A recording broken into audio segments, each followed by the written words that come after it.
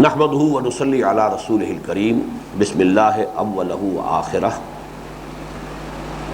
عن عائشہ رضی اللہ عنہا قالت قال رسول اللہ صلی اللہ علیہ وسلم من احدث فی امرنا ما لیس منہ فہو رد رواہ البخاری ومسلم وفی روایت لمسلم من عمل عملا لیس علیہ امرنا فہو رد۔ پہلے تو اس حدیث کو آپ اس کا ترجمہ کر لیجئے، پھر دوسری حدیث پڑھیں گے، پھر مضمون پہ دونوں کے ہم غور کریں گے۔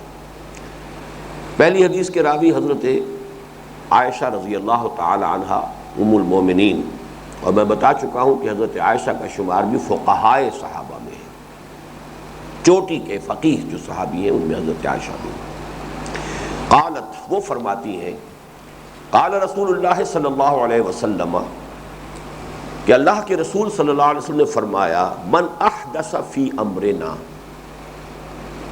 جس شخص نے کوئی نئی بات پیدا کی ہمارے اس معاملے میں۔ اب اس لفظ کو سمجھیے، حدیث کا لفظ اور احدث کا لفظ آپ کو بہترین یاد رہے گا اس کا مفہوم حادثہ سے، حادثہ ہو گیا،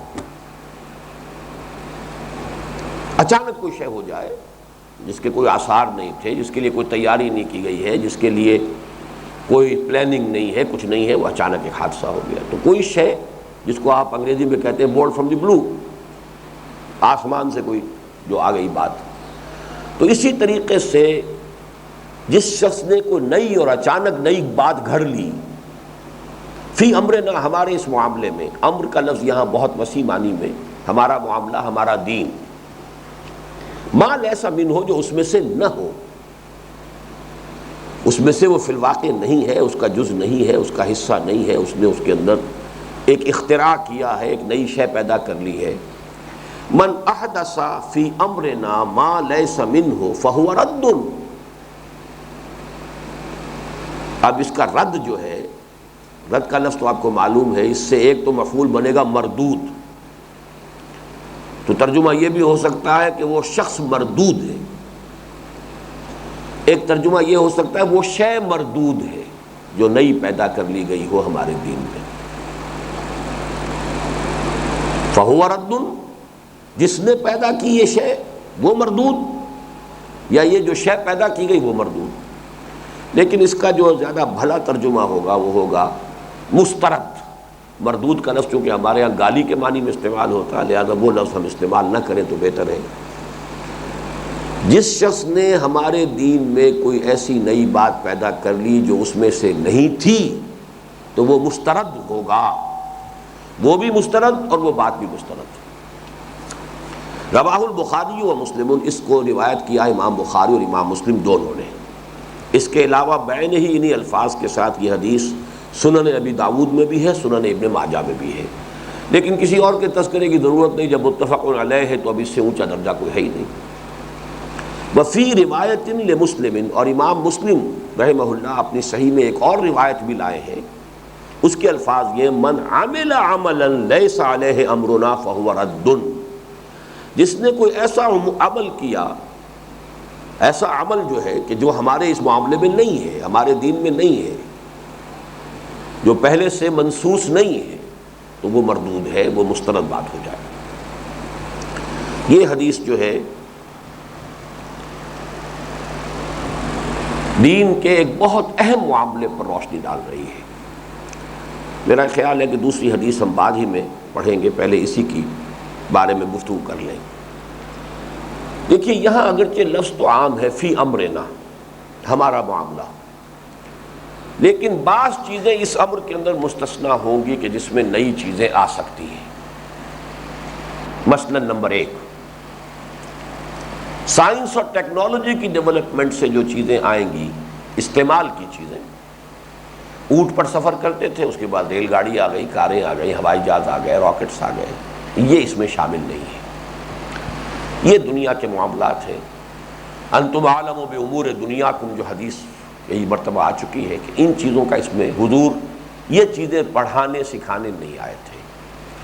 دین کا معاملہ ہوگا، اوامر، احکام، نواہی، منہیات، پھر یہ کہ واجبات، فرائض، یہ جو ہے یہ اصل دین ہے، عبادات یہ دین ہے۔ لیکن اس میں بھی ایک اور کھاتا ہے جو پھر اس میں جائز ہوگا، اس کا نام اجتہاد ہے۔ ایک معاملہ ہے کہ جس کی کوئی صریح شکل قرآن میں، حدیث میں، سنت میں، سیرت میں نہیں ہے، کیا کریں گے اب؟ ایک نئی سچویشن پیدا ہو گئی ہے، نئی صورتحال پیدا ہو گئی، اس میں قرآن و سنت کی جو سابقہ نصوص موجود ہیں ان سے استنباط کر کے، استدلال کر کے نئی بات تلاش کرنا، یہ یقیناً اجتہاد ہے، وہ تو ضروری ہے۔ اس کے اوپر تو حضرت معاذ بن جبل کو شاباش دی حضور نے صلی اللہ علیہ وسلم، جب عامل بنا کر بھیجا ہے یمن، تو اس وقت پوچھا ہے کہ وہاں جا کے کیا کرو گے؟ اب کتنا فاصلہ ہے، حضور تو مدینے میں تشریف فرما ہے، کوئی معاملہ تمہارے سامنے آئے گا تو کیا کرو گے، کیسے فیصلہ کرو گے؟ انہوں نے عرض کیا میں کتاب اللہ سے فیصلہ کروں گا۔ اچھا اگر کتاب اللہ میں کچھ ہے تم نہ پاؤ تو کیا کرو گے؟ پھر میں آپ کی کسی سنت کا، آپ کی کسی عمل کا، آپ کے کسی فیصلے کا میں اس کے روح سے فیصلہ کروں، اگر تم یہ بھی نہ پاؤ کیا کرو گے؟ ثم اجتہدوا، پھر حضرت معاذ نے عرض کیا پھر میں اجتہاد کروں گا، جہد سے اپنی سی کوشش کروں گا صحیح رائے تک پہنچنے کی۔ تو حضور نے پھر شاباش دی۔ اللہ کا شکر ہے کہ اس نے اللہ کے رسول کو صحیح بات تک پہنچا دیا۔ تو اس حوالے سے اجتہاد بھی خارج ہو گیا۔ لیکن یہ کہ خاص معاملہ وہ کون سا ہے جس کو کہ پریزرو کرنا مقصود ہے، اس کو اچھی طرح سمجھ لیجئے کہ تاریخی پس منظر کیا ہے۔ یہ معاملہ خاص طور پر عبادات سے متعلق ہے، اور انسان کی ایک بڑی کمزوری ہمیشہ رہی اور آج بھی ہے کہ دین جو ہے پوری زندگی کے اوپر پھیلا ہوا ہے، پوری زندگی پر تو اس کو نہیں آپ نے غالب کرنا، اس کو حاوی نہیں کرنا، اپنی معاش، اپنی معاشرت، اس کو تو رواج ہے، کیا کریں، مجبوری ہے، فلاں ہے کہ آخر کیا کریں، بچوں کو پڑھانا ہے، جاہل تو نہیں رکھ سکتے، بچیوں کے ہاتھ پیلے کرنے ہیں، گھروں میں تو نہیں بٹھائے رکھنا ہے، تو رواج کا معاملہ ہے، زمانے کے چلن ہے، کیا کریں۔ اب وہاں سے جو آپ نے سمٹنا شروع کیا دین کو، تو عبادات پر آ کر سارا زور ڈال دیا۔ اب 5 نمازیں نہیں فرض کیے، کہتا جی میں 10 نمازیں پڑھوں گا، اب روزے یہ صرف 1 مہینے کے نہیں، میں 4 مہینے کے رکھوں گا۔ یہ جو ایک عام بات ہے، اور یہ کیا فوت ہوا اور فوت ہونے والے کو بس صرف نماز جنازہ پڑھ کے ہمیں ختم ہو گئے، نہیں صاحب، اس کے بعد کوئی تیجا ہونا چاہیے، کوئی 5واں، کوئی 7واں، کوئی 10واں، کوئی ہر سال کچھ ہونا چاہیے۔ یہ چیزیں جب بڑھنی شروع ہوتی ہیں، اصل اس وجہ سے بڑھتی ہیں کہ آپ نے دین کو پوری زندگی پر سے سکیڑ کر ایک جگہ پر لا کر ڈھیر کر دیا۔ جب وہاں ڈھیر ہو گیا تو وہاں تو وہ پھر پیرامڈ بن ہی جائے گا، اس کے اندر پھر اضافے ہو رہے ہیں، نئی نئی رسومات ہیں، نئے نئے جو ہے اس کے اندر آپ نے اضافے کیے ہیں۔ اب کسی نے کسی ذوق کے تحت کوئی شے بڑھا دی، کسی نے کسی ذوق کے تحت کوئی شے بڑھا لی، وہ بڑھتے بڑھتے اوپر کا ہیپ جو ہے، اوپر کا ڈھیر اتنا ہو جائے گا، اصل عبادات غائب ہو جائے گی۔ لہذا اس عبادات کے نظام کو قائم رکھنے کے لیے وہاں بہت سٹرکٹ سپرویژن، سرویلینس اس کی ضرورت ہے، اس میں کسی شے کا اضافہ نہ ہو۔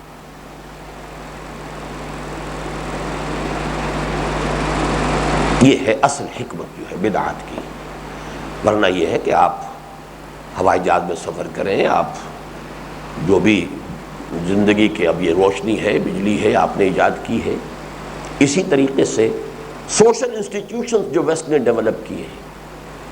دیکھیے ایک لفظ نوٹ کیجئے، جیسے آپ کہتے ہیں ایئر کرافٹ، ایئر کرافٹ سے مراد کیا ہے؟ ایک مشین ہے جو ہوا میں اڑ سکتی ہے، ایئر کرافٹ۔ اسی طرح کا ایک لفظ ہے اسٹیٹ کرافٹ، اسٹیٹ کرافٹ ریاست کو چلانے کی مشین ہے۔ اس مشین کے 3 بڑے بڑے اجزاء ہیں، پلرز ہیں، ایگزیکٹو انتظامیہ یہ علیحدہ ہے، اور مقننہ لیجسلیچر یہ علیحدہ ہے، پھر جوڈیشری عدلیہ یہ علیحدہ، 3 مین پلرز ہیں۔ یہ انسٹیٹیوشنز علیحدہ علیحدہ ڈیولپ کیے ویسٹ نے۔ تو جو چیزیں دین کے اصولوں کے ساتھ ان میں سے کمپیٹیبل ہوں گی انہیں اختیار کر لیا جائے گا۔ وہاں یہ نہیں دیکھا جائے گا کہ یہ چیز تو خلافت راشدہ میں نہیں تھی، الیکشن اس معنی میں تو نہیں تھا کہ ہر مسلمان کو ووٹ کا حق حاصل ہو، وہاں تو صرف چیفز آف دی ٹرائبز بیٹھتے تھے، یا یہ کہ بدری حضرات بیٹھ گئے، یا یہ کہ مہاجروں انصار قبائل کے جو ہیں بڑے بڑے لوگ بیٹھ گئے، بس طے ہو گئے۔ لیکن یہ کہ نہیں، اب اس کا معاملہ مختلف ہوگا۔ تو جو انسٹیٹیوشنز ڈیولپ ہوئے وہاں تو جوڈیشری، لیجسلیچر اور ایگزیکٹو تینوں ابتدا میں تو ایک ہی شخص کے ہاتھ میں ہے، ابو بکر کے ہاتھ میں، عمر کے ہاتھ میں سب کچھ ہے۔ رفتہ رفتہ پھر حضرت عمر کے دور کے بعد سے جوڈیشری علیحدہ ہونی شروع ہوئی ہے۔ حضرت علی پیش ہوئے ہیں قاضی شرح کی عدالت میں، ان کا اپنا دور خلافت ہے، تو معلوم علیحدہ ہونا شروع ہوئے۔ لیکن یہ کہ آج جس طریقے سے انسٹیٹیوشنز کو ڈیولپ کیا گیا ہے، چیکس اینڈ بیلنسز کا نظام، اس میں کسی ایک کا دماغ خراب ہو جائے تو اس کا یہ مطلب نہیں کہ وہ پورا نظام جو ہے اس کا تلپٹ ہونے دیا جائے۔ There must be some checks and balances on him. Give the president the maximum authority. لیکن ایسا نہیں کہ وہ authority tends to corrupt and absolute authority corrupts absolutely. تو جہاں authority کا ارتکاز ہو وہاں زیادہ ضرورت ہے checks and balances کی۔ لہٰذا انہوں نے impeachment of the president، یہ اس کا ایک ایسا نظام رکھا ہے خوفناک کہ ذرا سا امکان پیدا ہوا تھا نکسن صاحب بھاگ گئے استعفیٰ دے کر، امپیچ ہو جائیں گے۔ تو اس لیے یہ انسٹیٹیوشنز بھی اس سے خارج سمجھیے۔ تین چیزیں میں نے گنوا دی۔ پیور ٹیکنالوجی، وہ اس حدیث کے پرویو سے، اس کے دائرے سے خارج۔ اجتہاد کے مسائل، کوئی نئی شے تو پیدا نہیں کی ہے، لیکن یہ مسئلہ پیدا ہو گیا کہ ایک جگہ ایسی بھی ہے کہ جہاں پر سورج جو ہے وہ 9 مہینے جو ہے وہ غروب نہیں ہو رہا، اور پھر 3 مہینے اس کی شکل نظر نہیں آتی۔ بس 6 مہینے کا مسئلہ بھی ہے، لیکن یہ کہ وہاں تک تو انسان کی آبادی ہے نہیں۔ چلیے، ایسا بھی ہے کہ رات جو ہے، یہ تو آپ کو ناروے کے شہروں میں مل جائے گا کہ رات 2 گھنٹے کی ہے، یا کیسے ایک وقت میں دن 2 گھنٹے کا، 2 گھنٹوں میں 5 نمازیں کیسے جمع کریں گے آپ، اور باقی 24 گھنٹے خارج نماز۔ یہ صورتحال ہے کہ اس میں عبادات میں بھی اجتہاد ہو سکتا ہے۔ نئی عبادت نہیں آپ نے کوئی اس کے اندر جو ہے ایڈ کی ہے، لیکن اس نماز کے اوقات کے سلسلے میں اجتہاد ہو سکتا ہے۔ اسی طریقے سے معاملات ہیں، معاملات انسانی ہیں، ان کے حوالے سے نئے مسائل پیدا ہو سکتے ہیں۔ اس زمانے میں فیکٹریز نہیں تھیں، انڈسٹریل ریولوشن، یہ تو ابھی 200 سال کی بات ہے، ریولوشن پیدا ہوا، انڈسٹری ہوگی۔ لیبر اور سرمایہ کا وہ پرابلم تھا ہی نہیں اس وقت جو آج ہے، تو اس کے اندر ہمیں استنباط کرنا ہوگا۔ تو اجتہاد کا دائرہ خارج، ٹیکنالوجی کا دائرہ خارج، اور نمبر 3 سوشل پولیٹیکل انسٹیٹیوشنز، اس میں یہ دیکھتے ہوئے کہ جو شے کمپیٹیبل ہو اسلام کے اصولوں کے ساتھ اس کو قبول کیا جا سکتا ہے۔ 3 چیزیں خارج ہو گئیں، تو گویا کہ بنیادی طور پر اب اس حدیث کا تعلق جو ہے وہ عبادات اور رسومات، اس لیے کہ ہمارے ہاں نکاح جو ہے، نکاح من سنتی، یہ بھی عبادت ہے، اس حوالے سے اس کی رسومات، تو عبادات رسومات اس کے اندر زیادہ سے زیادہ آرتھوڈاکس ہونا، ما انا علیہ واصحابی، ثابت کر دو کہ حضور کا اور صحابہ کا عمل اس پر تھا تو ضرور قبول، اور اگر نہیں تھا فہو رد، من احدث فی امرنا ما لیس منہ فہو رد، جس نے بھی ہمارے معاملے کے اندر کوئی ایسی بات جو ہے وہ پیدا کی ہے کہ جو اس میں سے نہیں ہے، وہ پھر رد ہے، اس کو رد کر دیا جائے گا۔ اس میں بھی ایک بات اگلی حدیث کے حوالے سے واضح ہو جائے گی، خلفائے راشدین کے زمانے میں اگر کوئی کام ہوا ہے تو وہ بھی اس سے مستثنیٰ ہو جائے گا، اس لیے کہ تراویح کا معاملہ خلفائے راشدین کے دور کا ہے۔ حضور کے زمانے میں با جماعت تراویح صرف 3 رات حضور نے پڑھائی، وہ بھی تہجد کے وقت عشاء کے ساتھ منسلک کر کے نہیں۔ لہذا اگر تو اسٹرکٹ اس کو لیا جائے تو اب پورے مہینے پڑھنا بھی پھر سنت کے خلاف ہے، اور اسے عشاء کے ساتھ ایڈ کر لینا بھی سنت کے خلاف ہے۔ لیکن یہاں ہوا یہ ہے کہ حضرت عمر رضی اللہ تعالیٰ عنہ نے جب دیکھا کہ مسجد نبوی میں چھوٹے چھوٹے گروپ بنے ہوئے ہیں، کچھ لوگ ادھر ایک امام کے پیچھے کھڑے ہیں، کچھ ادھر کھڑے ہوئے ہیں، تو آپ نے کہا کہ اس سے تو بہتر ہے کہ ایک امام کے پیچھے سب جمع ہو جائیں، 20 تراویح پڑھ لیا کریں، اور تاکہ کوئی بھی مسلمان محروم نہ رہے۔ اب ظاہر بات ہے کہ سب کے لیے تو تہجد جو ہے وہ ممکن نہیں ہے، مشقت کرنے والے لوگ جو ہے ساری دن جنہوں نے دہاڑی کا کام کیا ہو وہ کیسے رات کو، لہذا اگر عشاء کے ساتھ منسلک کر لیا جائے۔ اب یہ اجتہاد ہے حضرت عمر کا، کسی اور کو حق حاصل نہیں ہوگا خلفائے راشدین کے بعد، اس لیے اس کو اس سے خارج کیا جائے گا۔ چوتھی چیز جو میں نے اور خارج کر دی اس حدیث کے دائرے سے، لیکن اس کے لیے دلیل اگلی حدیث میں آئے گی۔ اب وہ اگلی حدیث نکال لیجئے، حدیث نمبر 28 ہے آپ کے اس مجموعے میں۔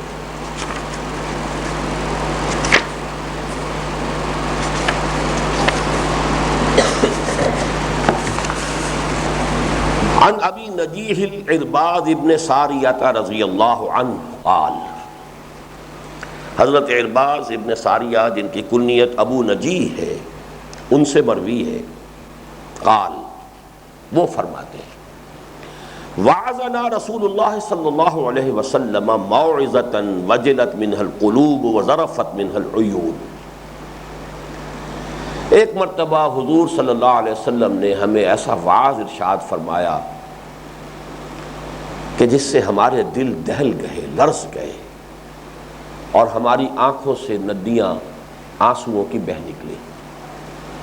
کچھ ایسا رقت آمیز اور ایسا کچھ آپ نے بلیغ اور مؤثر باعث فرمایا۔ وعظنا رسول اللہ صلی اللہ علیہ وسلم موعظۃً، ایک ایسا واعظ، ایک ایسی نصیحت، ایک ایسی تلقین، وجلت منها القلوب کہ جس سے دل لرز گئے، کانپ اٹھے، وذرفت منها العیون اور آنکھیں جو ہیں وہ بہہ نکلی، چشمے جو ہیں۔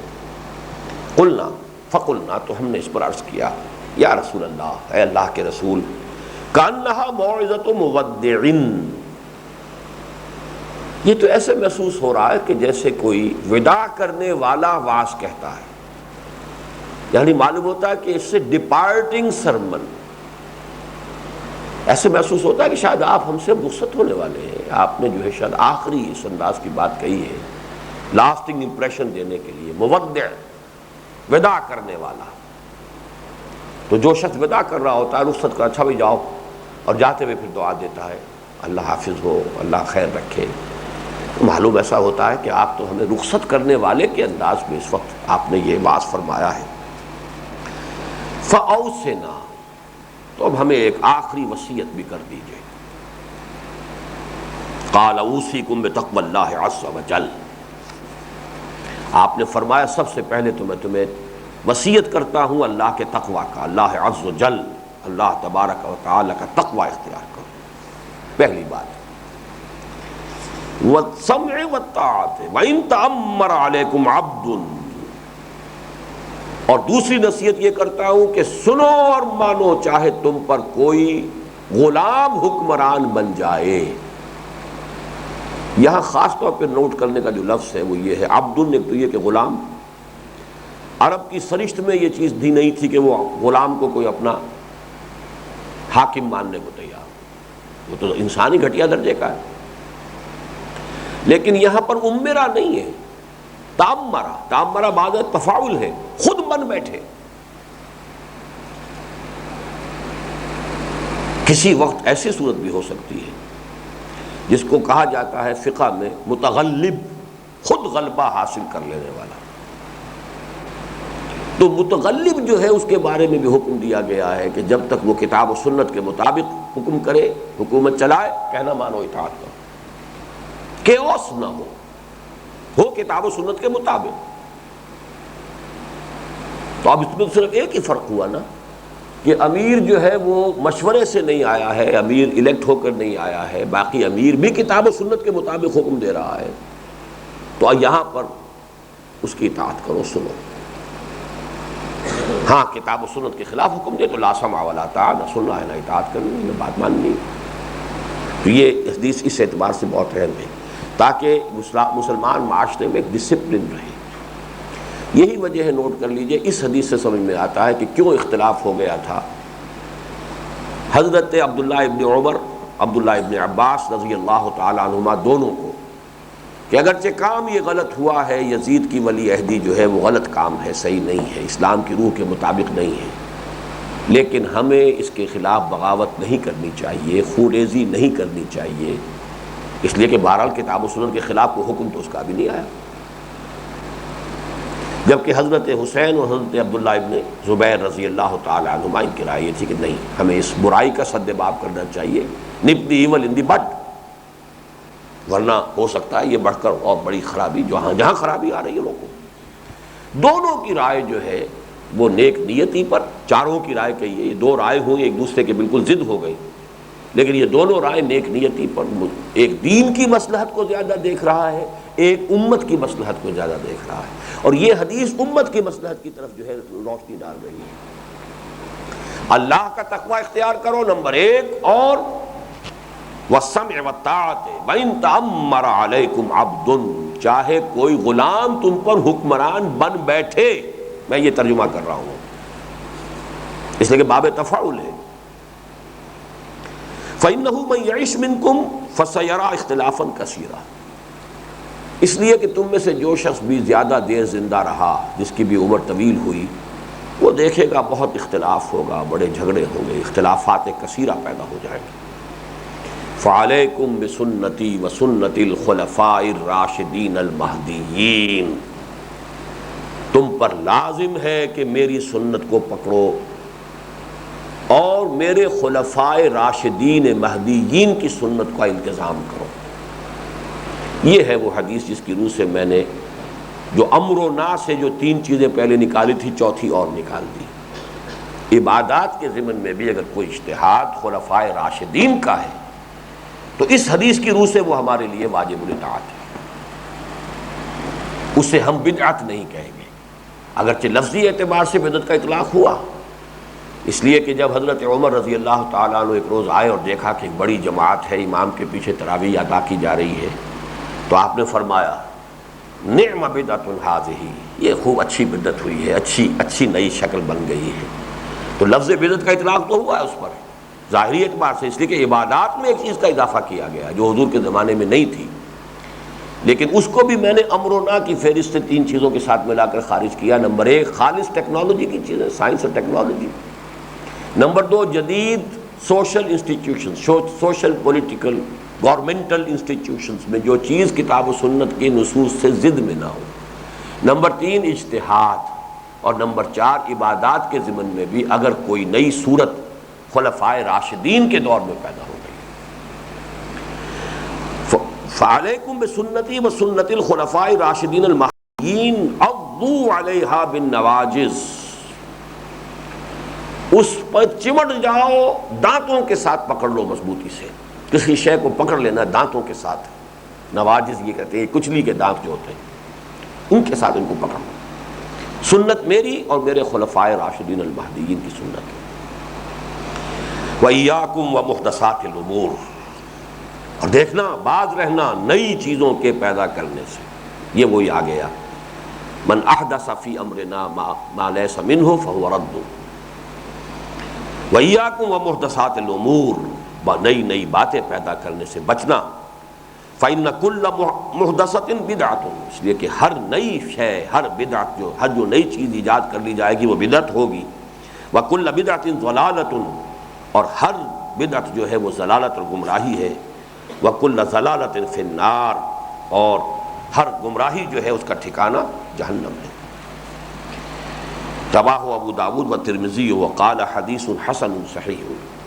اس روایت کو روایت میں لیا ہے اپنی کتابوں میں امام ابو داود نے اپنے سنن میں، امام ترمذی نے اپنی جامع میں رحمہم اللہ، اور امام ترمذی نے اسے حدیث حسن قرار دیا ہے. صحیح ہے، حدیث حسن ہے. یہ اب حدیث کے آپ نے درجے اصول حدیث میں پڑھ لیے ہوں گے. تو اس اعتبار سے ان دونوں حدیثوں کے مضامین کو جوڑ کر جو نتیجے نکلتے ہیں وہ میں نے آج آپ کے سامنے اپنے فہم کے مطابق رکھ دیے ہیں. اللہ تعالی ہمیں زیادہ سے زیادہ اتباع سنت کی توفیق عطا فرمائے. عبادات میں محدثات سے اپنے آپ کو ہم بچائیں، اور یہ کہ باقی اجتہاد ہے، اس کا معاملہ کھلا ہوا ہے، جو اس کے ایکسپرٹس ہیں وہ کریں گے. ٹیکنالوجی اور سائنس کے معاملات ہیں وہ اس سے جدا ہیں. نئی جو انسان نے سوشل ایولیوشن کے ذریعے سے جو انسٹیٹیوشن ڈیولپ کی ان میں بھی ہم دیکھیں گے کیا چیز کمپیٹیبل ہے ہمارے ساتھ، کیا نہیں ہے. تو جو چیز کمپیٹیبل ہوگی اسے ہم اختیار کر لیں گے. عبادات کے ضمن میں بھی اگر خلفائے راشدین المہدیین کے دور میں کوئی بات طے ہوئی ہے تو وہ اس سے مستثنیٰ ہوگی، اس کو ہم اختیار کر سکتے ہیں، بلکہ کرنا چاہیے. البتہ ایک ٹیکنیکل ایشو اس میں ہے کہ یہ خلفائے راشدین المہدیین کون ہیں؟ کسی حدیث سے تو اس کا اصل میں تعین نہیں ہوتا. ایک حدیث نسبتاً روایت کے اعتبار سے ضعیف ہے، لیکن اس میں 30 سال کا تعین ہے. جو زیادہ قوی حدیث ہے اس میں ہے 12 خلفاء، سب کے سب قریش میں سے ہوں گے. لیکن یہ کہ اس معاملے کے اندر جس کو کہ امت کا اجماع کہا جاتا ہے، تعامل امہ، اس نے اس 30 سال والی حدیث کو بھی مد نظر رکھا ہے. اور منطقی اور عقلی اعتبار سے بھی یہ جو 4 خلفاء ہیں، حضرت ابو بکر، حضرت عمر، حضرت عثمان، حضرت علی، اس پر اجماع ہے اہل سنت کا کہ ان کا دور خلافت راشدہ ہے. بلکہ یوں کہنا چاہیے یہ خلفائے راشدین المہدیین ہیں. اس میں زیادہ سے زیادہ اور اضافہ ہو سکتا ہے حضرت حسن کا، اور 30 برس پورے ہی تب ہوتے ہیں جب حضرت حسن کے 6 مہینے بھی اس میں شامل کر لیے جائیں. امیر معاویہ اگرچہ خود راشد ہیں، اولئک هم الراشدون، صحابی ہیں، لیکن چونکہ ان کی جو اپائنٹمنٹ ہوئی ہے وہ ان کے اپنی قوت کے بل پر ہوئی ہے اور ایک قبائلی عصبیت کی بنیاد کے اوپر ان کی حکومت جو ہے چلی ہے، لہذا اپنی ذات کے اندر تو وہ صحابی ہیں، اس اعتبار سے ہمارے لیے احترام کے مستحق ہیں. لیکن یہ کہ ان کے دور کو خلافت راشدہ میں شمار نہیں کیا جاتا. اور ایک تھوڑی سی ٹیکنیکل بات یہ بھی ہے کہ شاہ ولی اللہ دہلوی نے حضرت علی کو رضی اللہ تعالی عنہ خلیفہ راشد مانا ہے، ان کے دور کو خلافت راشدہ میں شامل نہیں کیا. اس کی وجہ یہ ہے کہ ان کے دور میں فتنہ و فساد رہا. وہ کہتے ہیں کہ ان کی خلافت منعقد نہیں ہو سکی. خلیفہ راشد ہے اپنی ذات میں، تو اس حدیث کا جو بھی ہے دائرہ اس میں وہ بھی شامل ہوں گے. اس لیے کہ یہاں پر خلافت راشدہ کا لفظ نہیں آیا ہے، وسنت الخلفاء الراشدین المہدیین کا لفظ آیا ہے. اس حوالے سے حضرت علی شخصی اعتبار سے شامل ہے اس حدیث کے دائرے میں. لیکن شاہ ولی اللہ کی ایک رائے ہے، علیحدہ رائے ہے، شاذ رائے ہے ان کی، لیکن مجھے ان کی رائے سے اتفاق ہے کہ ان کا دور خلافت راشدہ میں شامل نہیں کیا جائے گا، ٹیکنیکلی اس بنیاد پر کہ ان کے دور میں عالم اسلام بٹا رہا ہے. وہ ایک ملک ایک حکومت کے تحت نہیں آ سکا. شام اور مصر کی حکومتیں علیحدہ رہی ہیں. امیر معاویہ شام میں تھے اور عمرو بن العاص رضی اللہ تعالی عنہ یہ مصر میں تھے، اور ان کے اوپر حضرت علی کے عہد خلافت میں غلبہ نہیں ہو سکا. اس لیے اس کو بھی ایک شرط قرار دیا گیا ہے. شاہ ولی اللہ کا یہ موقف ہے. عام جو ہے ہمارے اہل سنت وہ ان 4 کو خلفائے راشدین مانتے ہیں، اگرچہ اس کے لیے کوئی سند جو ہے نام کے ساتھ کسی حدیث میں میرے علم میں نہیں ہے، سوائے اس کے کہ وہ 30 برس والی روایت جو ہے اس سے باقی یقیناً اس کا ایک پہلو نکلتا ہے. سبحانک اللہم و بحمدک، نشہد ان لا الہ الا انت، نستغفرک و نتوب الیک. اما بعد فاعوذ باللہ من الشیطان الرجیم. بسم اللہ الرحمن الرحیم. رب اشرح لی صدری ویسر لی امری واحلل عقدۃ من لسانی یفقہوا قولی. احادیث نبویہ کا جو مجموعہ ہم پڑھ رہے ہیں، 40 نووی، امام نووی رحمۃ اللہ علیہ کا مرتب کردہ 40 یا 41 یا 42 حدیثوں کا مجموعہ. اس کی ایک خصوصیت یہ ہے کہ اس میں دین کے جو مختلف پہلو ہیں ان سے متعلق بڑی بنیادی اور اہم احادیث جمع کر دی گئی. مثلاً دین کا ایک پہلو یہ ہے کہ دین بحیثیت مجموعی اس کا تصور سامنے آ جائے. دین ہے کیا؟ اس میں اگر کوئی مراتب ہیں تو وہ کیا ہیں، اس کے کوئی اجزاء ہیں تو ان کا باہمی ربط اور تعلق کیا ہے. اس پر اب نوٹ کیجئے کہ ہم نے سب سے پہلے تو حدیث جبرائیل جو دوسرے نمبر پر ہے اس مجموعے میں، دین کی اصل حقیقت، اس میں مراتب، اسلام، ایمان، احسان. پھر اسی حوالے سے ہم نے ایک اور حدیث جو اس مجموعے میں شامل نہیں ہے، ہمارے مطالعہ قرآن حکیم کے منتخب نصاب میں ہم نے اس کا اضافہ کیا، اس لیے کہ اس میں دین کی حقیقت بحیثیت مجموعی ایک اور پہلو سے سامنے آئی اور اس کے اجزاء ترکیبی سامنے آئے. اس کی جڑ کیا ہے، تنا کیا ہے، چوٹی کیا ہے. تو یوں سمجھیے کہ یہ دونوں حدیثیں جو ہیں یہ دین کو ایک کل کی حیثیت سے سامنے رکھنے کے ضمن میں بڑی بنیادی اہمیت کی حامل ہیں. پھر حدیث جبرائیل کے ایک حصے کی وضاحت پر مشتمل ایک اور حدیث اس میں تھی، حدیث نمبر 3 تھی حضرت عبداللہ ابن عمر رضی اللہ تعالی عنہما سے، جس میں کہ اسلام کی حقیقت وہی بات جو حدیث جبرائیل میں تھی وہ اس میں بھی آ گئی۔ اسی طریقے سے جو ہم نے حدیث پڑھی تھی حضرت معاذ بن جبل سے جو روایت کی گئی ہے، جو ہمارے مطالعہ قرآن حکیم کے منتخب نصاب میں ہے، اس کے 2 اجزاء پر مشتمل 2 حدیثیں ہم نے اس مجموعے میں پڑھ لی ہیں۔ ایک حضرت عبداللہ ابن عمر سے رضی اللہ تعالی عنہما، اور ایک خود حضرت معاذ بن جبل سے ہے۔ تو یہ تو گویا کہ اسی دین کو بحیثیت کل واضح کرنے کے لیے یہ احادیث، جن میں سے یوں سمجھیے کہ 4 حدیثیں اس مجموعے میں اور 5ویں حدیث کا ہم نے اضافہ کیا کہ جو مطالعہ قرآن حکیم کے منتخب نصاب میں شامل ہے۔ یہ دین بحیثیت مجموعی کل کی حیثیت سے اس کے اجزاء، اس کے مراتب۔ اب اسی میں ایک اور پہلو ہمارے سامنے آیا کہ دین میں خاص طور پر عبادات کا جو معاملہ ہے، اس میں بدعات کا اختراع جو ہے، نئی نئی رسومات اور نئی نئی شکلیں پیدا کر لینا، یہ دین کا بالآخر حلیہ بگاڑ کر رکھ دیتا ہے۔ اس پر 2 حدیثیں آ گئی، حضرت عائشہ صدیقہ رضی اللہ تعالی عنہا کی حدیث نمبر 5 وہ ہم پڑھ چکے ہیں، اور پھر یہ کہ حضرت ارباد ابن ساریہ رضی اللہ تعالیٰ عنہ کی حدیث، وہ حدیث نمبر 29 ہے، وہ بھی ہم نے پڑھ لی ہے۔ تو ایک خاص مضمون پر 2 حدیثیں، اگرچہ اس مجموعے میں وہ مختلف مقامات پر ہیں، لیکن اگر مضمون اور اس کے موضوع کو دیکھا جائے تو وہ ایک دوسرے سے بہت قریب ہے۔ ایک تیسرا موضوع ہے ایمان کی حقیقت اور اس کے جو باطنی کیفیات ہیں اس کی وضاحت پر مشتمل، اور یہ ظاہر بات ہے کہ دین کا اہم ترین پہلو ہے۔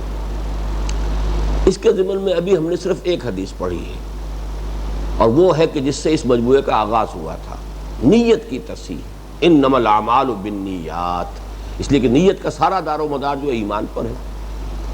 اللہ پر ایمان ہے حقیقی معنی میں، تو جو بھی آپ کام کریں گے اسی کے لیے کریں گے، اللہ کے لیے کریں گے۔ آخرت پر یقین ہے تو پھر آخرت کے لیے کریں گے، اور اگر وہ ایمان کمزور ہے تو بعض نیکی کے اعمال بھی انسان لوگوں کو دکھانے کے لیے یا کوئی اور دنیاوی شہرت حاصل کرنے کے لیے یا یہ کہ کوئی وجاہت دنیاوی حاصل کرنے کے لیے انسان پھر کرتا ہے، ریاکاری کے لیے کرتا ہے۔ تو یہ در حقیقت یہ ریاکاری جو ہے، اور یہ اگر خلوص نیت میں کوئی کمی ہے تو وہ حقیقت میں ایمان کی کمی پر دلالت کرنے والی شے ہے۔ اس موضوع پر بہت سی حدیثیں آئیں گی اس میں، اور وہ جوامع الکلم کے عنوان سے متعدد احادیث آئیں گی، لیکن میں نے اس وقت صرف ایک کیٹیگری کے اعتبار سے کہ اس حدیث کو امام نووی ہی نہیں بلکہ تقریباً تمام محدثین نے اپنے مرتب کردہ مجموعوں کے بالکل شروع میں اس کو شامل کیا ہے، تاکہ یہ معاملہ بھی بالکل شروع سے واضح ہو جائے کہ حدیث کا اگر ہم نے مجموعہ مرتب کیا ہے تو ہماری نیت جو ہے وہ بھی ہم نے خلوص نیت کے ساتھ کیا ہے، اور جو شخص بھی اس کو پڑھے وہ بھی پہلے اپنی نیت کی تصحیح کر لے۔ انما الاعمال بالنیات وانما لکل امرئ ما نوی، اس حوالے سے وہ حدیث نکال لی گئی، اور بالکل آغاز میں، ورنہ واقعہ یہ کہ اہمیت کے اعتبار سے اور جامعیت کے اعتبار سے تو حدیث جبرائیل جو میں نے آپ کو بتایا تھا کہ ام السنہ ہے، یعنی تمام ذخیرہ احادیث میں اس کا مقام وہی ہے جو قرآن مجید میں سورہ فاتحہ کا ہے۔ ام الکتاب سورہ فاتحہ، ام السنہ حدیث جبرائیل۔ تو جیسے قرآن مجید کا آغاز اور افتتاح ہوتا ہے سورہ فاتحہ سے، ایسے ہی اس مجموعے کا افتتاح ہونا چاہیے تھا حدیث جبرائیل سے، لیکن نہیں، اس حکمت کے پیش نظر کہ وہ جو اصل حقیقت ہے کہ جو کام بھی آپ کرنے چلیں، چاہے وہ طلب علم کا ہے، اس کے لیے یہ ہے کہ پہلے اپنی نیت کی اصلاح کر لی جائے کہ کوئی دنیاوی غرض و غایت جو ہے اس میں پیش نظر اور مد نظر نہ ہو، بلکہ صرف اللہ کے لیے۔ فمن کانت ہجرتہ الی اللہ ورسولہ فہجرتہ الی اللہ ورسولہ ومن کانت ہجرتہ لدنیا یصیبها او امرأۃ ینکحها فہجرتہ الی ما ہاجر الیہ۔ اب آج جو پہلے ہم نے 3 حدیثیں پڑھنی ہیں، ان 3 کا تعلق ہے اسلام کے فقہی نظام سے۔ اسلام کا ایک داخلی نظام ہے، ایمانی حقائق ہیں، لیکن ایک اس کا قانونی نظام بھی ہے جو اس کے ظاہری اعمال سے بحث کرتا ہے، حلال، حرام، فرائض، واجبات، منہیات، یہ ایک جو ڈھانچہ بنتا ہے۔ اور آپ کو معلوم ہے کہ جو ہمارا علم فقہ اب کہلاتا ہے، حالانکہ لفظی طور پر فقہ کے معنی فہم، اور حدیث نبوی میں جب یہ لفظ آتا ہے تفقہ تو وہ در حقیقت فہم دین اور فہم قرآن کے لیے آتا ہے، اس لیے کہ حضرت عبداللہ ابن عباس رضی اللہ تعالیٰ عنہما کے لیے حضور نے یہ دعا فرمائی تھی، اللہم فقہہ فی الدین وعلمہ التاویل، اے اللہ اس نوجوان کو دین کا فہم عطا کر دے اور قرآن مجید کی تفسیر و تعویل کا صحیح ملکہ ان کو حاصل ہو جائے۔ یہ دعا کی ہے تو یہ خاص جو ہے قانونی معاملے کے لیے نہیں ہے، لیکن بعد میں یہ لفظ جو ہے علم فقہ یہ خاص ہو گیا ہے اسلام کے قانونی نظام کے بارے میں، جو اس کے احکام ہیں، اوامر و نواہی ہیں، حلال اور حرام ہیں، فرائض و واجبات ہیں، محرمات ہیں، ان تمام کا جو ایک نظام ہے اس کے لیے اس کو ہم اب کہتے ہیں علم فقہ۔ تو یوں سمجھیے کہ 3 حدیثیں وہ ہیں کہ جو اس اعتبار سے بڑی فنڈامنٹل ہیں۔ ان میں سب سے پہلے یہ الحدیث السادس، 6ٹھی حدیث، عن ابی عبداللہ نعمان بن بشیر رضی اللہ عنہما قال، حضرت عبداللہ ابو عبداللہ نعمان بن بشیر رضی اللہ عنہما چونکہ آیا، اس کا مطلب یہ کہ حضرت نعمان بھی صحابی ہیں، ان کے والد بشیر وہ بھی صحابی ہیں۔ عن ابی عبداللہ النعمان بن بشیر رضی اللہ عنہما قال سمعت رسول اللہ صلی اللہ علیہ وسلم یقول، انہوں نے فرمایا کہ میں نے خود سنا اللہ کے رسول صلی اللہ علیہ وسلم کو یہ فرماتے ہوئے، ان الحلال بین وان الحرام بین وبینہما امور مشتبہات لا یعلمہن کثیر من الناس۔ بڑی فنڈامنٹل بات ہے، حلال یقیناً حلال بالکل واضح ہے اور یقیناً حرام بالکل واضح ہے۔ بین کہتے ہیں وہ شے جو بالکل واضح ہو، جس کو کسی اور اضافی وضاحت کی، اضافی دلیل کی کوئی ضرورت نہ ہو، جس کو میں اکثر اپنے دروس میں فارسی کے اس مقولے سے ہمیشہ اس کی وضاحت کیا کرتا ہوں، آفتاب آمد دلیل آفتاب، جب سورج طلوع ہو جائے تو اپنے وجود پر وہ خود ہی دلیل ہے، اب کسی اور دلیل کی اسے حاجت نہیں۔ تو بین شے وہ ہے جو بالکل روز روشن کی طرح آیا ہو، واضح ہو۔ ان الحلال بین والحرام وان الحرام بین وبینہما امور مشتبہات لا یعلمہن کثیر من الناس۔ ایک انتہا پر تو وہ حلال چیزیں ہیں جن کا حلال ہونا بالکل واضح ہے، دوسری انتہا پر وہ حرام چیزیں ہیں کہ جن کا حرام ہونا بالکل واضح ہے، بین ہے۔ ان دونوں کے مابین کچھ چیزیں ہیں کہ جو مشتبہ ہیں، یقین کے ساتھ نہیں کہا جا سکتا کہ یہ حلال ہے یا حرام ہے، کوئی صریح نصوص موجود نہیں ہے کہ جو اس کی حلت یا حرمت پر دلالت کرنے والے ہوں، لہذا اس کے بارے میں شبہ پیدا ہو سکتا ہے، متشابہات کسی شکل مشتبہات ہو جاتی ہیں۔ اب یہ ایک حقیقت ہے جس کو یہاں پر یعنی دین کا جو عملی نظام ہے، ڈھانچہ ہے، اس کے بارے میں بڑی بنیادی حقیقت اس ایک جملے میں آ گئی ہے کہ ایک طرف وہ حلال ہے کہ جو بالکل واضح طور پر حلال ہے، جس کے لیے کوئی نص موجود ہے کہ وہ حلال ہے، ایک طرف وہ حرام ہے کہ جو واضح طور پر حرام ہے، جس کے لیے نص موجود ہے کہ وہ حرام ہے۔ بیچ میں اب شبہ ہو جائے گا، شیڈز بن جائیں گے۔ اس میں اب ایک بات نوٹ کر لیجئے، pure legal point of view سے، خالص فقہی اعتبار سے اصول یہ ہے جس شے کی حرمت ثابت نہ ہو وہ حلال ہے۔ یہ نہیں ہے کہ جس شے کی حلت ثابت نہ ہو وہ حرام ہے، یہ بہت بڑا اصول ہے۔ کسی شے کے حرام ہونے کے لیے دلیل چاہیے، حلال ہونے کے لیے دلیل نہیں چاہیے۔ اگر وہ حرام نہیں ہے تو حلال ہے، لیکن وہ حلال ہوگا مباح کے درجے میں، مشتبہات کے دائرے میں آ جائے گا۔ یہاں اس حلال کا ذکر ہو رہا ہے کہ جس کے حلال ہونے پر نص صریح موجود ہے۔ یہ حدیث در حقیقت اس حلال سے بحث کر رہی ہے۔ ایک وہ حلال ہیں جو بالکل واضح ہیں، نص صریح سے ہمارے پاس دلیل ہے، کتاب و سنت سے واضح بنیاد ہے کہ یہ حلال ہے۔ ایک وہ شے ہے کہ جو نص صریح سے حرام ہے، کتاب و سنت کے واضح احکام سے ہمیں معلوم ہے کہ یہ حرام ہے۔ اب بیچ میں ایک لمبا گیپ ہے، یہ مشتبہات کہلائیں گے۔ لیکن مشتبہات بھی سب کے سب لیگلی خالص فقہی اعتبار سے حلال میں شامل ہیں، لیکن اس کے لیے لفظ مباح ہوتا ہے، جس کو حرام ثابت نہ کیا جا سکے وہ مباح ہے۔ لیکن یہ کہ شک والی بات تو رہے گی نا جب تک کہ نص قطعی نہ ہو۔ اب یہاں اصول کیا بتایا جا رہا ہے کہ وہ مشتبہات جو ہیں لا یعلمہن کثیر من الناس، ان مشتبہات کو اکثر لوگ نہیں جانتے، بہت سے لوگ نہیں جانتے۔ یعنی کوئی بہت بڑا ٹاپ کا عالم ہے، اس سے شاید معلوم ہو، لیکن اکثر لوگوں کو تو اس کے بارے میں حکم معلوم نہیں ہے کہ یہ حلال ہے کہ حرام۔ اب کیا کیا جائے اس صورتحال میں؟ عملی ہدایت کیا ہے؟ فَمَنِ اتَّقَى الشُّبُهَاتِ فَقَدِ اسْتَبْرَأَ لِدِينِهِ وَعِرْضِهِ۔ اب یہ ہے ہدایت، جو شخص بچتا رہا ان مشتبہ چیزوں سے، یعنی محض اس دلیل سے کہ مباح ہے، اس کی حرمت ثابت نہیں ہے، اس کا استعمال نہ کرے، بچتا۔ فَمَنِ اتَّقَى الشُّبُهَاتِ، جو ان مشتبہ چیزوں سے بچتا رہا، فقد استبرا، تو اس نے برات حاصل کر لی، نجات اور کامیابی حاصل کر لی، لدینہ وعرضہ، اپنے دین کے لیے بھی اور اپنی عزت کے لیے بھی۔ ظاہر بات ہے بندہ مومن کی عزت تو اسی میں ہے نا کہ اللہ تعالیٰ کے ہاں اس کا مقام جو ہے وہ عزت والا ہو، تو وہ تو اسی سے محفوظ رہے گا۔ مشتبہ چیز جو ہے جس کے بارے میں پتہ نہیں، ہو سکتا ہے کہ حرام ہو، اس سے بچے کیوں نہ انسان۔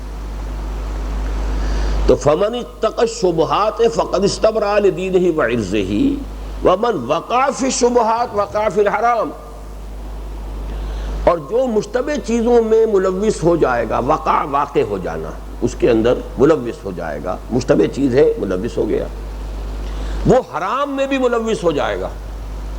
ہوتے ہوتے آدمی کا تھریش ہولڈ جو ہے وہ لو ہونا شروع ہو جاتا ہے۔ اب دیکھیے سمجھیے کہ یہ حرام مطلق ہے، واضح ہے، یہ حلال مطلق ہے، واضح، بیچ میں مشتبہات ہیں۔ آپ نے ذرا سا ادھر سے سفر شروع کر دیا تو اب اس کا امکان ہے کہ ڈگری بائی ڈگری آپ ادھر ڈرفٹ ہو جائیں، ادھر ہوتے چلے جائیں، کہ ایک چیز اس کے بعد دوسری چیز، تیسری چیز، ہوتے ہوتے ہو سکتا ہے کہ آپ کھلا حرام تک پہنچ جائیں۔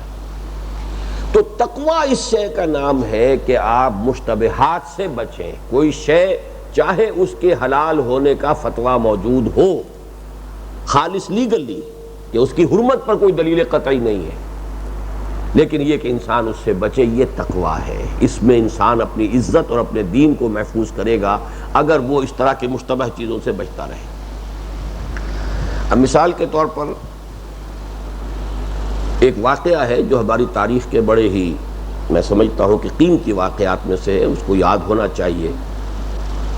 نور الدین زنگی رحمۃ اللہ علیہ، کہ جن کے پھر جانشین کی حیثیت سے صلاح الدین ایوبی رحمۃ اللہ علیہ، یہ دو بہت ہماری تاریخ کی عظیم شخصیتیں ہیں، بہت نیک اور متقی حکمران تھے۔ نور الدین زنگی کا ولی عہد بیمار ہو گیا شدید، مرض الموت ایک طرح سے سمجھی گئی کہ اب یہ زندگی میں بچنے کے بہت کم امکانات ہیں۔ طبیبوں نے کہا کہ اگر شراب یہ پئیں کچھ تھوڑی سی تو کچھ توقع ہے کہ شاید افاقہ ہو۔ کہا گیا کہ تھوڑی شراب پی لیجئے، یہ تو حرام ہے، میں کیسے پی لوں؟ نے کہا کہ جان بچانے کے لیے جائز ہے، کہ کہاں ہے، فتویٰ لاؤ۔ فتویٰ لا دیا گیا، جو بھی فقیہ تھے وہ ان کا فتویٰ آ گیا کہ جائز ہے، جان بچانے کے لیے جائز ہے۔ فرمایا ہو سکتا کسی دوسرے مسلک کے اندر حرام ہو۔ چاروں سنی فقہا کے اس وقت کے جو مفتی تھے، چاروں کے فتوے آ گئے۔ اب اس شخص نے چاروں کو بلا لیا، انہیں بلاؤ میرے پاس، اور کہا دیکھو اگر میری موت کا وقت آ چکا ہے اللہ کے علم اور اللہ کی حکمت میں، تو کیا اس شراب سے وہ ٹل جائے گا؟ نہیں۔ نمبر دو، اگر اللہ مجھے شفا دینا چاہتا ہے تو کیا وہ شراب کا محتاج ہے؟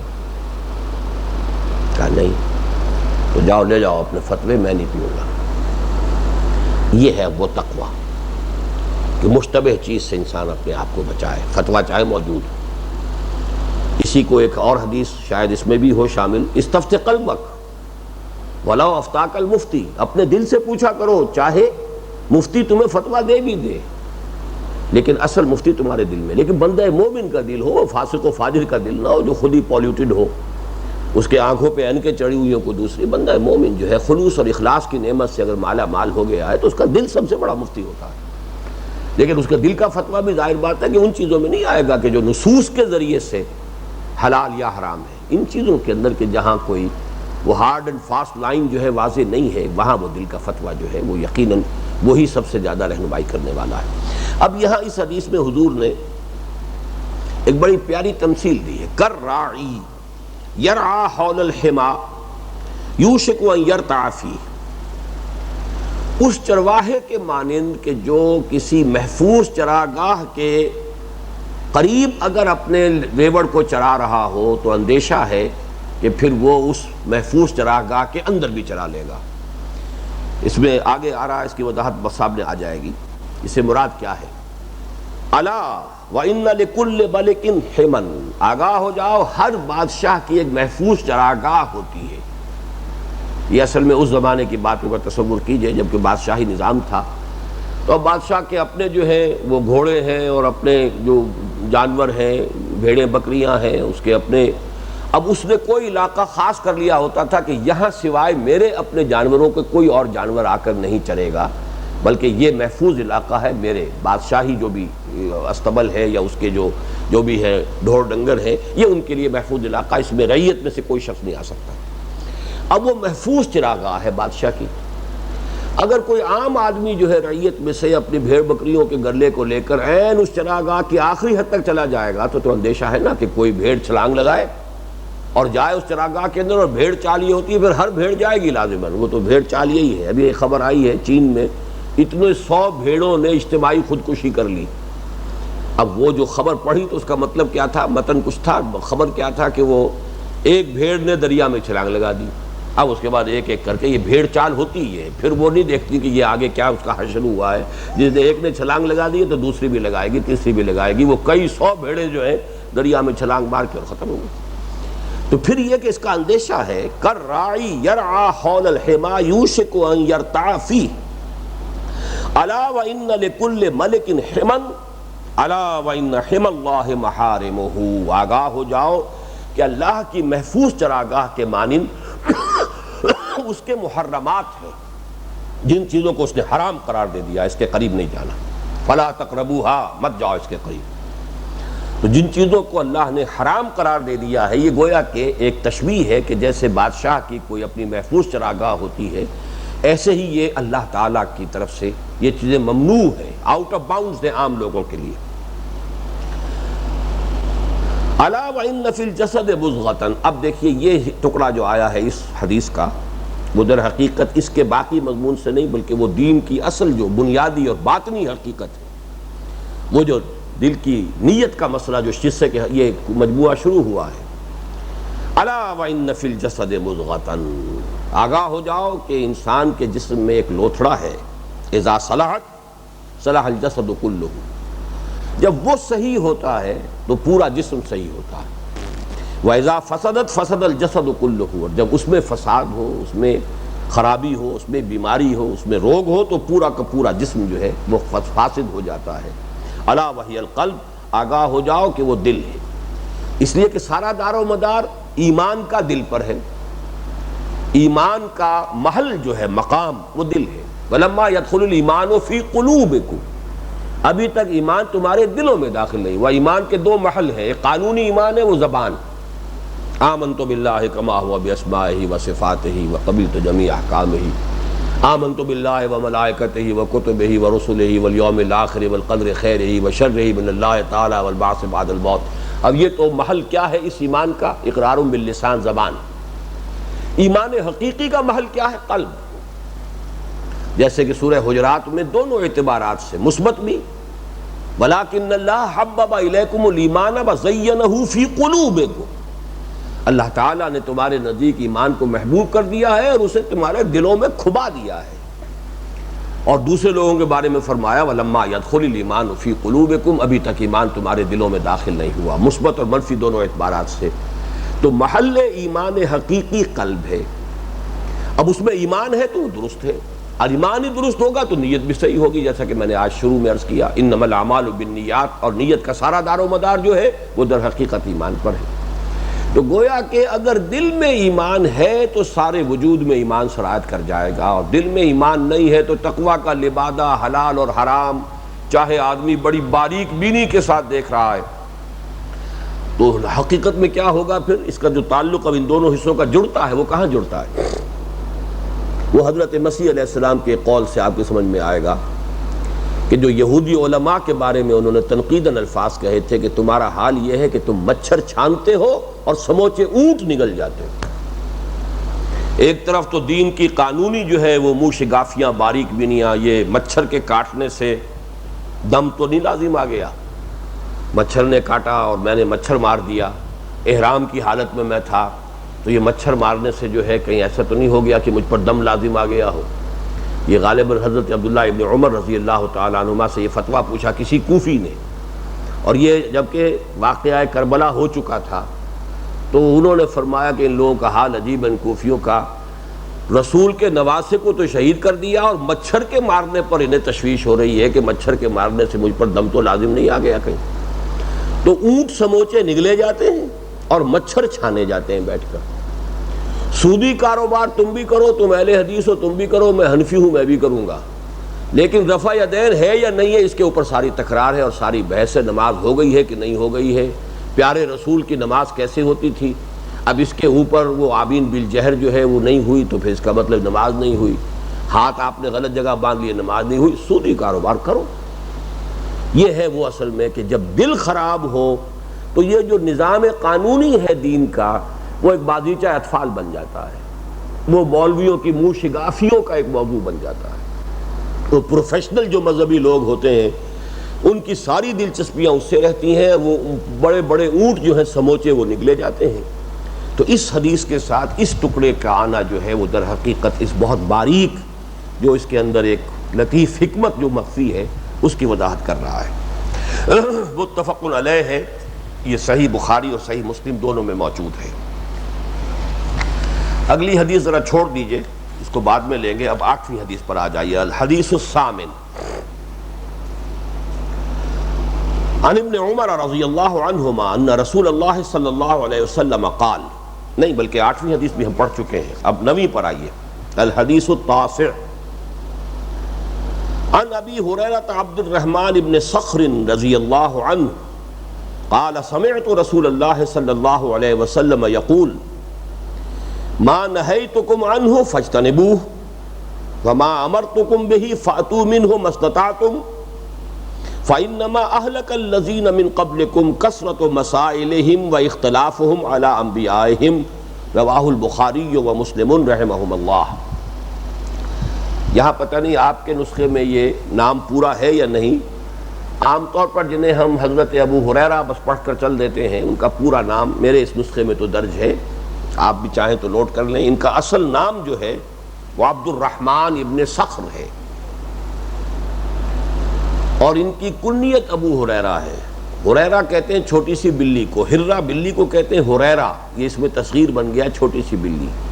تو اصل میں یہ کنیت جو ہے حضور نے ان کا نام رکھ دیا تھا، اس لیے کہ یہ اصحاب صفہ میں سے تھے، تو ایک بلی چھوٹی سی انہوں نے رکھی ہوئی تھی، پالی ہوئی تھی، اس سے کھیلتے تھے، یا جو بھی ایک ہوتا ہے پیٹ کسی جانور کے ساتھ، تو جب بھی دیکھتے تھے حضور کے ابو ہریرہ کے ساتھ وہ بلی بھی چلی آ رہی ہے تو حضور نے پھر نام ہی رکھ دیا کہ یہ ابو ہریرہ ہیں، یہ بلی والے ہیں۔ ابو جو ہے عربی زبان میں صرف باپ کے لیے نہیں آتا، کسی بھی شے کا مالک ہو، کسی شے سے کوئی نسبت رکھنے والا ہو تو ابو آ جاتا ہے، اسی طرح ابن کا لفظ بھی اس معنی میں آ جاتا ہے۔ تو عن ابی ہریرہ عبد الرحمن ابن صخر، عبد الرحمن ابن صخر جن کی کنیت ابو ہریرہ ہے، ان سے روایت کیا گیا رضی اللہ عنہ قال سمعت رسول اللہ صلی اللہ علیہ وسلم، وہ فرماتے ہیں کہ میں نے خود سنا اللہ کے رسول کو فرماتے ہوئے ما نہیتکم عنہ فاجتنبوہ۔ اب دیکھیے پھر وہی احکام کا ایک سلسلہ، جس چیز سے میں نے تمہیں روک دیا ہے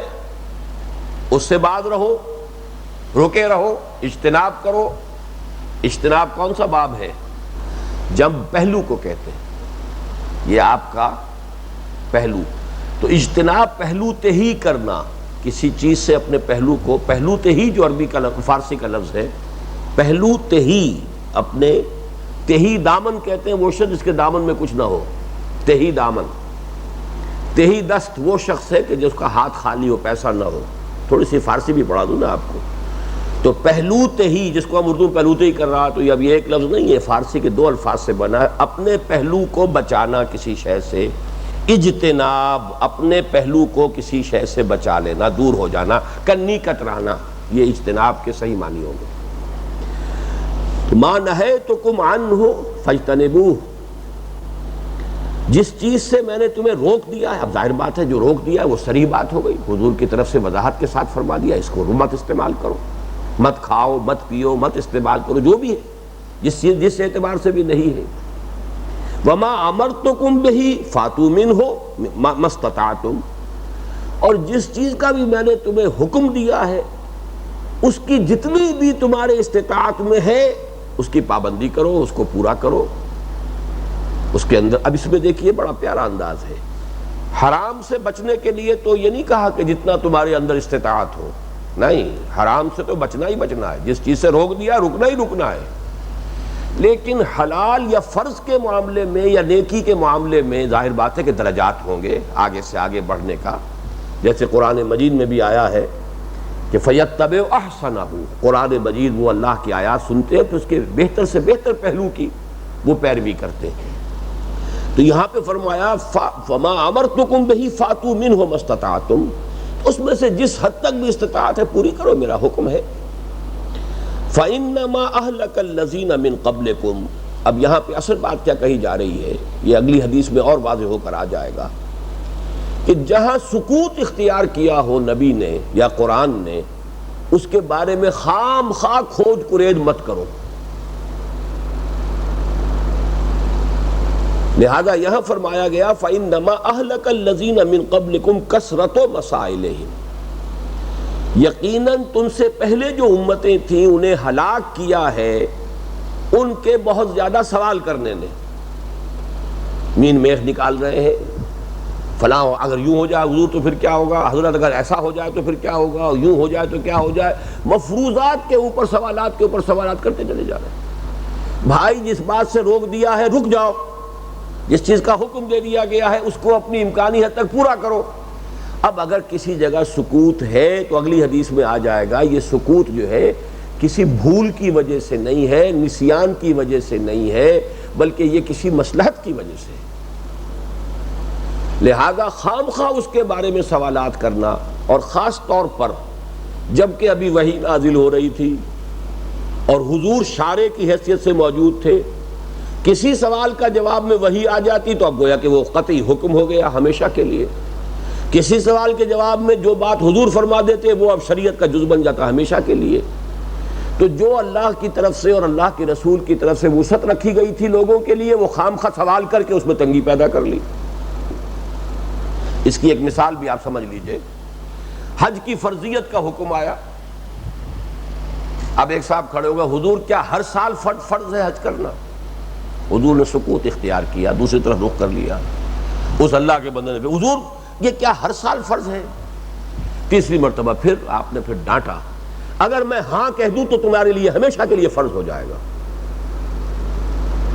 اس میں اگر سکوت اختیار کیا گیا ہے تو جو شخص ایک مرتبہ کا فرض ہونا تو ثابت ہو گیا، لیکن باقی کسی کے لیے ہے وہ کرے جتنے بھی ہو، لیکن یہ کہ اس کی فرضیت اگر اس کے اندر جو ہے خام خواہ سوال کر کر کے اس میں خام خواہ اپنے لیے تنگی پیدا کرا لینا، تو فرمایا فَإِنَّمَا أَهْلَكَ الَّذِينَ مِن قَبْلِكُمْ كَثْرَةُ مَسَائِلِهِمْ وَإِخْتِلَافُهُمْ عَلَى أَنْبِيَائِهِمْ، اور ان کا اختلاف کرنا اپنے انبیاء سے۔ یہاں میں نے ایک دو ترجمے کنسلٹ کیے ہیں، سب نے تقریباً ترجمہ یہی کیا ہے، وہی میں آپ کے سامنے کر رہا ہوں، لیکن مجھے کچھ شبہ ہے اس میں کہ اعلیٰ کا جو یہاں صلہ آیا ہے تو اس کا مطلب یہ نہیں ہے، نبیوں سے اختلاف کرنے کی تو میں نہیں سمجھتا کہ کوئی بھی صحابی یا کوئی بھی نبی کے زمانے کے حواری یا صحابی جو ہیں وہ اس کی جرات کریں گے۔ تو اعلیٰ سے مراد یہ ہے کہ زیادہ اختلافی مسائل چھیڑ دینے نبیوں کے ہوتے ہوئے، یہ میرے نزدیک زیادہ اس کا قرین قیاس ہے۔ اعلیٰ جو ہے وہ در حقیقت اعلیٰ انبیاء ہیں، تو اعلیٰ آتا ہے کسی چیز کی موجودگی کے لیے، اعلیٰ رغم نبیوں کے ہوتے ہوئے اپنے اختلافات جو ہیں ان کے مسائل کو چھیڑ دینا، جیسے کہ ہم نے پچھلی مرتبہ حدیث پڑھی تھی کہ قدر کے مسئلے کے اوپر بحث شروع کر دی گئی تو حضور ناراض ہوئے، اتنے ناراض ہوئے آپ کا چہرہ سرخ ہو گیا، جیسے کہ دو انار جو ہیں وہ آپ کے دونوں گالوں پر نچوڑ دیے گئے ہوں، سرخ انار، اتنا غصہ آپ کو آیا۔ تو آپ نے فرمایا بِہَٰذَا أُمِرْتُمْ أَمْ بِهَٰذَا أُرْسِلْتُ إِلَيْكُمْ، کیا تمہیں اس چیز کا حکم دیا گیا ہے؟ کیا میں تمہارے پاس اس کام کے لیے بھیجا گیا ہوں؟ جن مسائل کے اوپر اجمال اختیار کیا گیا ہے اجمال پر رہو، اور جن چیزوں کے بارے میں صراحت آ گئی ہے بس اس پر عمل کرنے کی کوشش کرو. یہ خام خواہ کو اختلافی بحثیں چھیڑ دینا اور مسائل جو ہیں ان کے اوپر بحث و نزاع کی بات شروع کر دینا، اسی سے تم سے پہلے کی امتیں ہلاک ہوئی ہیں. تو یہ ہے اصل میں. البتہ اس میں ایک فرق رہے گا کہ اعلیٰ انبیاء ہند کا جو مفہوم میں بیان کر رہا ہوں اس سے یہ بات نکلی ہے، یہ فوری طور پر ابھی میرا ذہن منتقل ہوا ہے کہ اس سے حضور کے بعد جو ہے اگر یہ کام کیا گیا ہو تو اس کی شناعت وہ نہیں رہے گی. مثلا یہ کام کیا ہے ہمارے فقہا نے، خاص طور پر امام اعظم امام ابو حنیفہ رحمۃ اللہ علیہ، انہوں نے جو مجلس بنائی تھی، امام صاحب کی کوئی تصنیف نہیں ہے، نہ انہوں نے کوئی مجموعہ مرتب کیا، نہ کوئی فقہ کی کتاب ان کی ہے. ایک ہی کتاب مشہور ہے اور وہ الفقہ الاکبر ہے، اس کے بارے میں بھی مشکوک ہی ہے کہ وہ آپ کی تصنیف ہے یا نہیں ہے. اصل میں امام صاحب نے جو کام کیا امام ابو حنیفہ رحمۃ اللہ علیہ نے کہ وہ شاگردوں کی ایک جماعت تیار کر دی کہ جو اس کے بالکل اہل ہو گئے تھے کہ مسائل کا استنباط کریں، اور اکثر گفتگو ان کے مابین رہتی تھی، بحث و نزاع بیٹھ کر، اور وہاں ظاہر بات ہے کہ مفروضوں پر بھی گفتگو ہوتی تھی. تو مفروضوں پر گفتگو نبی کے بعد کرنا، اس میں وہ خطرہ نہیں ہے کہ جو مفروضوں پر گفتگو نبی کی موجودگی میں کرنا ہے.